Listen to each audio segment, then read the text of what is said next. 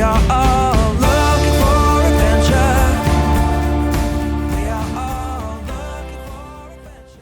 Bonjour les amis, c'est Simon de Sens Vitae et aujourd'hui nous allons savoir si c'est bon de donner du riz à son chien. Et pour répondre à cette question, nous sommes en compagnie de Dr Audrey de la clinique vétérinaire VetClinic, notre partenaire ici à Antananarive, Madagascar. Bonjour. Bonjour Simon. Alors Audrey, tout de suite je te pose la question, est-ce que c'est bon de donner du riz à son chien? Oui, on peut donner du riz à son chien, mais pas n'importe comment, parce qu'un chien, ça ne mange pas comme nous, les humains. Il faut savoir qu'un chien, c'est un carnivore à la base, mais à tendance omnivore. Et oui, on peut donner du riz à son chien, mais à quantité limitée et aussi d'une autre manière, c'est-à-dire que le riz il doit être très très cuit. Comme pour nous en fait. Oui, en effet.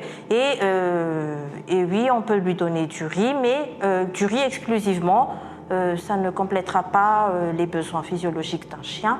Il a besoin de viande, comme j'ai dit, que c'est un carnivore à la base, et aussi des sources de fibres, donc des légumes verts. Et le tout, il devrait être cuisiné sans additifs, donc pas de sel, pas d'huile, vraiment rien. D'accord, et dans des proportions bien définies en fonction de l'animal.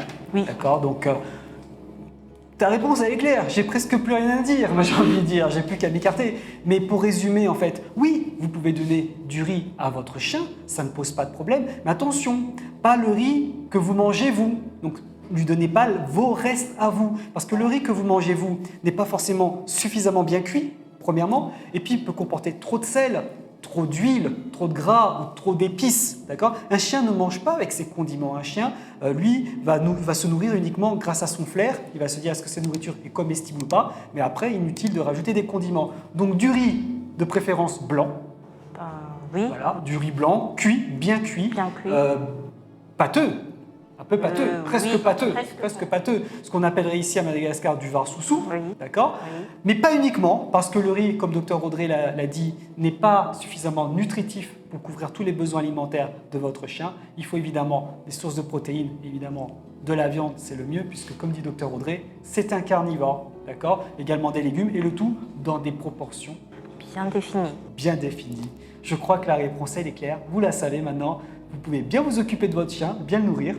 Une chose à ajouter, Dr Audrey? Oui, ne donnez jamais d'os à vos animaux.